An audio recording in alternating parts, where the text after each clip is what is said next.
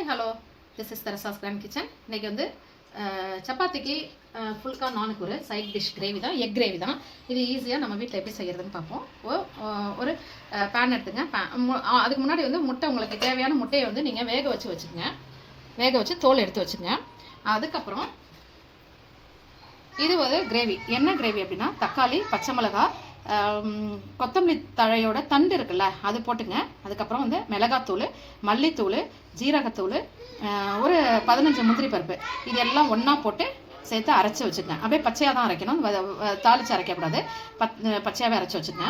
இப்போ எப்படி செய்யறோமோ, ஒரு பேனில் வந்து ஆயில் ஊற்றிட்டு பட்டர் போட்டுங்க. வெறும் பட்டர் போட்டிங்கன்னா தீஞ்சிடும், அதனால ஆயில் போட்டு பட்டர் போட்டிங்கன்னா நல்லாயிருக்கும். இப்போ எக்கை போட்டு இதில் லைட்டாக சொட்டை பண்ணுவோம்.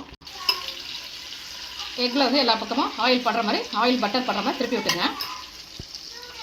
கொஞ்சோண்டு மஞ்சத்தூள், காஷ்மீரி ரெட் சில்லி போட்டுங்க. கொஞ்சோண்டு மல்லித்தூள் போட்டுங்க. சால்ட் ஆட் பண்ணிக்கங்க. இந்த மசாலா எல்லாமே எக்கில் படுற மாதிரி திருப்பி விட்டுங்க. நல்லா கொஞ்சம் மசாலாலாம் சேரட்டும். மல்லித்தழை போட்டுங்க. போட்டு இது முட்டையில் வந்து மசாலா ஏறுறதுக்காக தான் இந்த மேரினேஷன். இப்போ இந்த மசாலா எக்கை வந்து நம்ம ஒரு பிளேட்டில் மாற்றி வச்சுக்குவோம். பேன்லேயே இன்னும் கொஞ்சம் பட்டர் போட்டுங்க. இப்போ ஜீரகம் கொஞ்சம் ஆட் பண்ணிக்கங்க. பொடியாக வெங்காயம், பூண்டு, இஞ்சி பூண்டு வந்து விழுது போடாதீங்க, இந்த மாதிரி கட் பண்ணிக்கங்க. இதை ஆயிலில் ஆட் பண்ணிக்கங்க. சால்ட் ஆட் பண்ணிக்கங்க. கொஞ்சம் நல்லா ஒரு கண்ணாடி பதத்துக்கு வந்தோடனையும் நம்ம அரைச்சி வச்சிருக்க கிரேவியை இதில் ஊற்றிடுவோம். கொஞ்சம் லைட்டாக ஒரு 2 டேபிள் ஸ்பூன் அளவுக்கு தண்ணி ஊற்றிங்க. நல்லா ஹையில் வச்சு கொதிக்க விட்டுருங்க. இப்போ நல்லா கிரேவி வந்து கெட்டியாகிடுச்சு. இப்போ நம்ம எடுத்து மேரினேட் பண்ணி வச்ச எக்கை வந்து இதில் ஆட் பண்ணிடுவோம்.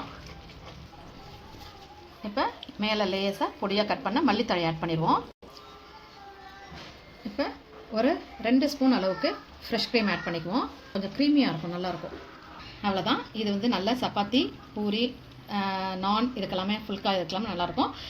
கண்டிப்பாக இந்த வீடியோ உங்களுக்கு பிடிச்சிருக்கும். இந்த வீடியோ பிடிச்சிருந்துச்சுன்னா லைக் பண்ணு, ஷேர் பண்ணு, சப்ஸ்கிரைப் பண்ணு. பாய்.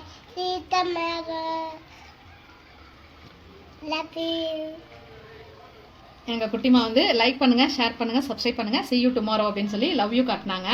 கண்டிப்பாக எங்கள் குட்டிமாவுக்காகவே நீங்கள் லைக் பண்ணி ஷேர் பண்ணுங்கள், சப்ஸ்கிரைப் பண்ணுங்கள். பாய். தேங்க்யூ.